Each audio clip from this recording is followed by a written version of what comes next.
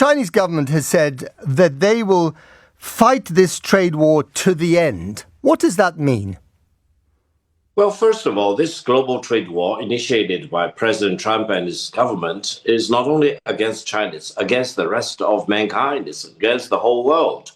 That's the first point. The second point is that who should ever expect that China should back down or yield to American pressure? No, China is such a country which prides mostly on its decency, dignity, and honor, and even at the cost of its own economic interests. China will rise up to defend its own legitimate interests. That's the reason behind why the Chinese government is now in retaliation against the maximum bullying and intimidation by the United States, levying 125% tariff against all U.S. exports to China. China has also declared to the world that with such level of tariffs against the U.S. exports to China, the U.S. produced goods will have no marketability in the China market, declaring basically an end to China-U.S. trade.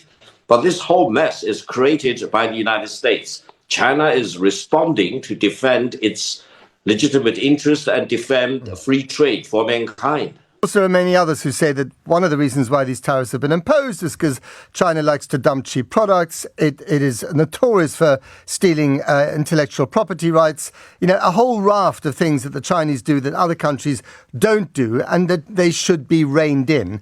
So, I mean, you could have prevented some of this stuff, couldn't you, by behaving better under World Trade Organization rules? With due respect to you, I completely disagree with what you just now said. Talking about cheap goods, the Chinese-made goods are now one of the highest qualities in the world.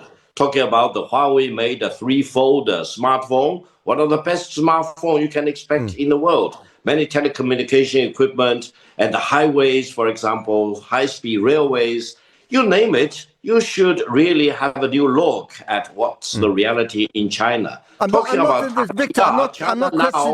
questioning the quality of the stuff that you produce, or indeed the price levels, which are astonishingly competitive. But let me move, and I don't want to turn this into a kind of competition about, you know, who produces better or cheaper stuff.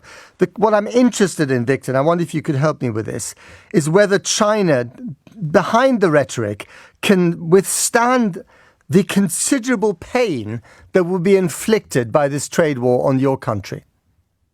First of all, the pain will be two ways. The American people will suffer the pain because they will pay all these tariffs. President Trump should have the decency to tell the American people that the American people are paying all these billions of dollars of tariff. It's not China, it's not Britain, it's not EU, it's not ASEAN countries, for example. The American people are being taxed for all these tariffs. Secondly, for China, of course, there will be enormous amount of pain, loss of exports, for example, but China prides more on other things. In addition to consideration of these economic gains or losses, that is that you need to do the right thing. It is absolutely wrong for President Trump and for the United States to launch this unprecedented global trade war, and it's absolutely the right thing for China to defend the free trade.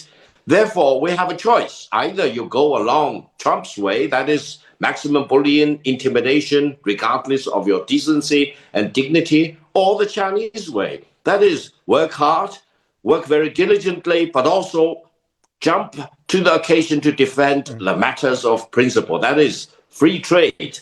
There is an American who said, no trade is free. Let me emphasize, that means his mind is not free. That means he's suffering from prejudice and bias and bigotry. Trade should be free for mankind as a whole. There are many people who worry that a trade war can morph into a shooting war, a real conflict. Is that the way this is seen by you and by others in China?